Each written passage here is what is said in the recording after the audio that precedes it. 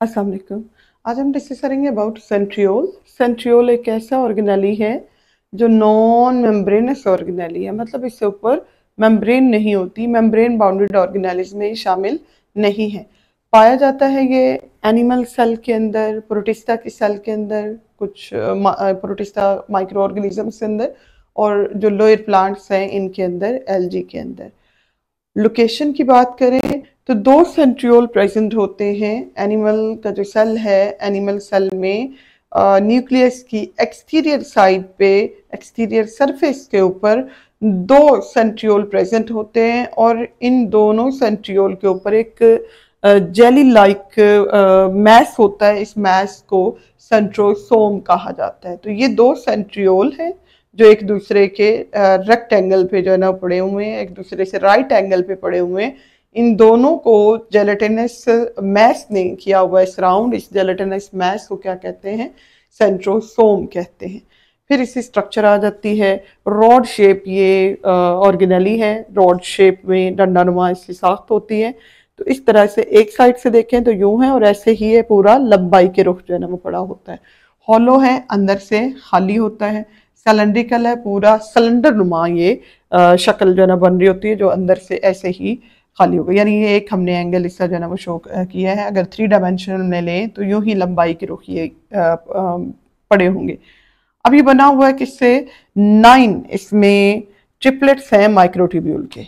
Microtubule के 9 triplets हैं। ये एक ट्रिपलेट, और इसी तरह से ये टोटल 9 ट्रिपलेट्स की कॉम्बिनेशन से बनता है एक सेंट्रियोल, और दो सेंट्रियोल एक न्यूक्लियस के एक्सटीरियर साइड पे पड़े होंगे।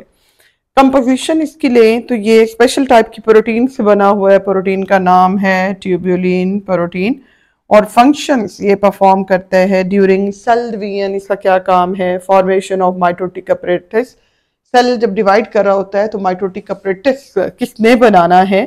सेंट्रियोल ने बनाना है। माइटोटिक अपरेटस के अंदर 3 तरह के माइक्रोट्यूब्यूल्स यूज होते हैं, जो सेल के, अगर हम डिवाइडिंग सेल कंसिडर करें तो जो आउटर साइड पे फाइबर्स रेडिएट होते हैं इन्हें एस्ट्रल माइक्रोट्यूब्यूल कहते हैं।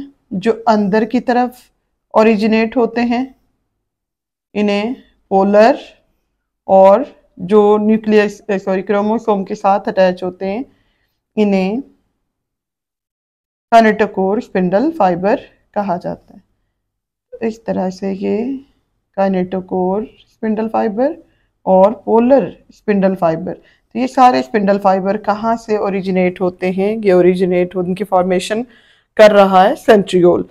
और क्लीवेज फरो जो बनती है जब साइटोकाइनेसिस होगी, होल सेल डिवाइड करेगा तो सेल मेम्ब्रेन पिंच करती है, अंदर की तरफ धंसती है, और क्लीवेज फर्रो बनती है। तो फर्रो की जो लोकेशन है या पोजीशन है, इसको भी कौन डिसाइड करता है? इसको भी सेंट्रियोल डिसाइड करता है। अगला फंक्शन आ जाता है हमारे पास सीलिया और फ्लेजेला की फॉर्मेशन। ये सीलिया और फ्लेजेला की फॉर्मेशन में भी इन्वॉल्व है। सिलिएटेड सेल के अंदर सीलिया की फॉर्मेशन करता है, जैसे कि पैरामीशियम है, इसमें वो जितने भी ये सीलिया मौजूद होते हैं, सीलिया की फॉर्मेशन कहाँ से हो रही है? सेंट्रियोल से हो रही है। इसी तरह फ्लैजिलेटेड सेल में अगर कंसिडर करें तो फ्लैजिलेटेड सेल के जो फ्लेजेलम होते हैं वो, अगर हम बैक्टीरिया को ले लें तो बैक्टीरिया में फ्लेजेलम मौजूद होता है। तो फ्लेजेलम को अटैच कराने के लिए, फ्लेजेलम को बनाने के लिए, फ्लेजेलम का सारा अपना स्ट्रक्चर भी किससे बना हुआ है? सेंट्रियोल से बना हुआ है। और सीलिया फ्लेजेला दोनों को ही मेम्ब्रेन के साथ एंकर्ड करने के लिए, मेम्ब्रेन के साथ जोड़ने के लिए जो स्ट्रक्चर बनती है, इस स्ट्रक्चर को कहा जाता है बेसल बॉडी। तो बेसल बॉडी की फॉर्मेशन भी कौन कर रहा है? सेंट्रियोल कर रहा है। तो हर जो सीलियम होता है और हर जो फ्लेजेलम होता है, इसकी स्ट्रक्चर जो बेस जहाँ पे होती है, जहाँ से शुरू हो रहा होता है, वहाँ पे ये एक सेंट्रियोल होता है, और ये सेंट्रियोल एक्ट करता है एज बेसल बॉडी। तो बेसल बॉडी का काम क्या है? फ्लेजेलम को भी और सीलियम को भी एंकर्ड करना सिलिएटेड सेल के अंदर और फ्लैजिलेटेड सेल के अंदर।